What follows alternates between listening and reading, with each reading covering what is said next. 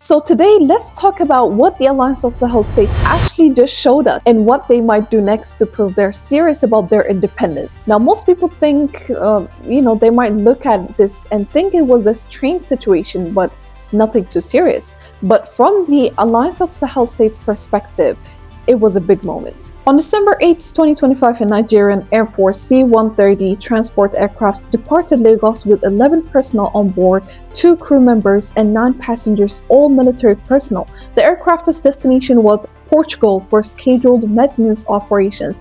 During the flight, the crew detected a technical malfunction. Following standard aviation safety protocols, they immediately requested emergency landing clearance at the nearest suitable airport, which is Babo Dialoso International Airport in Burkina Faso. Now, here is the critical detail that has emerged from diplomatic sources. The emergency clearance was granted. The aircraft received authorization to land. Upon landing, local Burkinabe authorities at the airport were cooperative and professional. They provided accommodation for the crew and arranged for engineers, to address that technical issue. Working through the night, the engineers completed repairs, and by the following morning, the aircraft was certified ready for departure. At this point, under normal circumstances, the crew would receive departure clearance and continue their mission. However, the situation took an unexpected turn. Senior officials within the Burkinabe government intervened with a counter order. The aircraft that had been cleared for takeoff was suddenly grounded. The crew was detained for questioning, and the narrative shifted from emergency landing with clearance to an authorized airspace violation. The Alliance of Sahel States, comprising Burkina Faso, Mali, and Niger, issued a formal statement condemning what they called an airspace violation. They announced that their air defense systems across all 3 nations were placed on maximum alert, with authorization to neutralize any unauthorized aircraft. Diplomatic negotiations continued between Nigeria and Burkina Faso. Nigeria maintained that proper emergency protocols had been followed. Burkina Faso insisted on investigating what they termed an unauthorized entry despite the documented clearance. According to multiple sources, the crew was treated respectfully during this period and was provided proper accommodation. There were no reports of mistreatment. On December 10th, after the completion of security checks and diplomatic discussions, Burkina Faso released all 11 personnel. What makes this significant from a strategic perspective is that the local aviation officials at Babo Dialasso followed standard international protocols. When an aircraft declares an emergency, you provide assistance. This is established, global practice under international aviation agreements.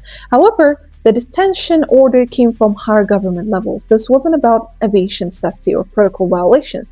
According to diplomatic sources, this was about political messaging.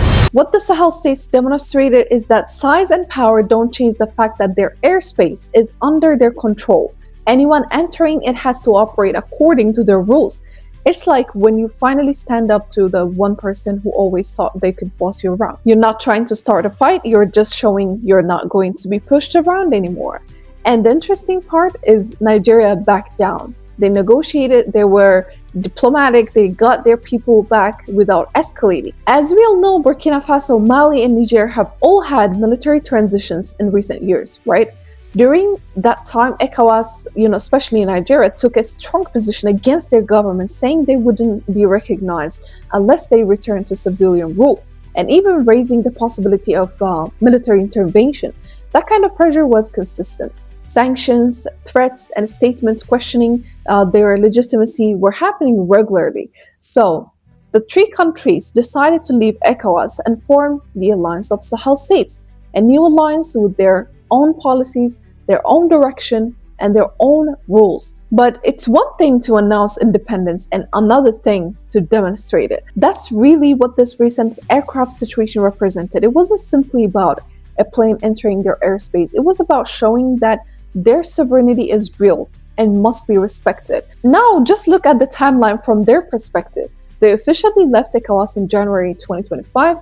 On December 7th, Nigeria carried out a military operation in Benin. On December 8th, a Nigerian military aircraft appeared in Burkina Faso's airspace. The timing is important from the AES, or the Alliance of Sahel States, viewpoint. Nigeria was already conducting military activities in the region, and the next day, the aircraft showed up in the Sahel territory.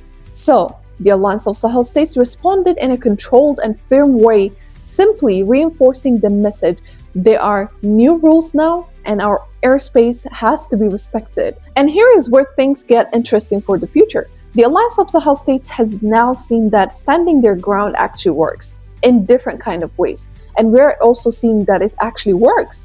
And that's likely to reshape their next moves. First, expect them to become much more assertive about their airspace. The earlier talk about activating air defenses and responding to unauthorized aircraft is not just talk anymore.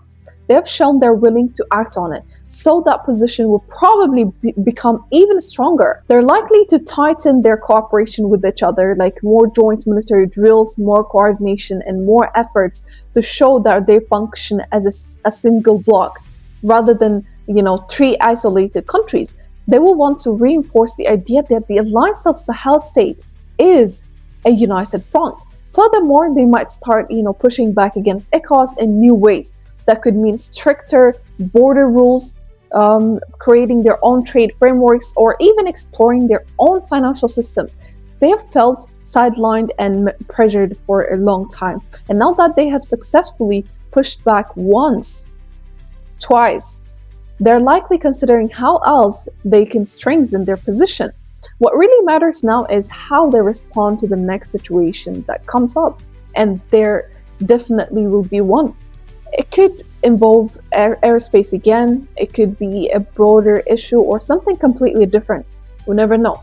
The reaction will show whether they keep, using the same controlled strategic approach or shift to something more forceful. Based on how they handled this incident, they will probably stick to a smart, measured strategy. They managed to put pressure on Nigeria without escalating into conflict, and that approach works. So no reason for them to change it. Let's zoom out for a second and talk about what this really means for West Africa. You've got two competing visions right now. ECOWAS, led by Nigeria, says we need regional unity, economic integration, stability, civilian rule. We are stronger together. The Alliance of Sahel States says that's just code for letting the big countries control the small ones. We want sovereignty. We want to make our own decisions. We don't need permission. Basically, both have a point. ECOWAS has done a lot of good for regional cooperation, but they have also been really heavy-handed with countries that don't fall in line. The Alliance of Sahel States wants independence, which is fair, but doing it alone is risky. I've said this before, by the way, especially when you are dealing with terrorism, economic challenge, and development needs. What we are really seeing here is a kind of breakup between the Alliance of Sahel States and ECOWAS. Like any separation, both sides are trying to show they're better off on their own. The Alliance of Sahel States is using moments like the aircraft detention to prove they can stand up to Nigeria, enforce their own sovereignty, and don't need ECOWAS to dictate terms. On the other hand, Nigeria and ECOWAS will likely highlight these incidents as examples of the risks and instability that comes from breaking away, making the case that cooperation and shared rules are necessary to maintain order in the region. Now, the bigger question is which story will hold more weight over time? Will the Alliance of Sahel States succeed in positioning itself as a credible, lasting alternative to ECOWAS, or will the realities of economy, security, and diplomacy push them back toward, working with their own neighbors? For now, the Alliance of Sahel States, what we're seeing is riding a wave of confidence. They've shown they can challenge Nigeria's dominance without immediate consequences, and that will likely encourage more assertive moves. But confidence alone doesn't build institutions or regional stability. Creating a sustainable and effective alternative to ECOWAS maybe will require more than bold actions. It demands deep cooperation, and that's a much tougher challenge ahead. There are a few key things to watch. First, how Nigeria responds over the long term. This time, they kept their cool, but it's worth asking whether they have other strategies in mind. Maybe economic pressure, diplomatic moves to isolate the Alliance of Sahel States, or simply avoiding the AES airspace going forward. Then there's the question of whether more countries will join the Alliance of Sahel States or stick with ECOWAS. Right now it's just 3 countries, but if others start thinking, they might be onto something. that could change the whole balance. And let's not forget what's happening on the ground with security. Burkina Faso, Mali, and Niger are all facing serious terrorism challenges in the Sahel. Managing those threats while navigating this political split will be incredibly difficult. Finally, there is the question of what happens with the next incident, and there will definitely be one. How the Alliance of Sahel States deals with it will reveal whether this one was a one-off demonstration of power or the start of a consistent new approach. I think the Alliance of Sahel States will keep testing boundaries, not in an aggressive way, but steadily and deliberately, looking for chances to assert their position and prove they're serious. In the end, either ECOWAS will have to accept them as equals or tensions will escalate. There is no real middle ground where they just ignore each other. They're neighbors, they share borders, and they have to interact. Ultimately, it comes down to whether they can work together respectfully or if this split will harden into a permanent separation. So yeah, the Nigerian crew is home. The aircraft situation is resolved. But if you think this is over, I mean, you're not paying attention. The Alliance of Sahel States just proved they can challenge Nigeria and win. That's going to reshape how they behave going forward. And honestly, it's going to be really interesting to watch. What do you think? Drop your thoughts in the comments and make sure to subscribe. That's it for today. See you in the next one.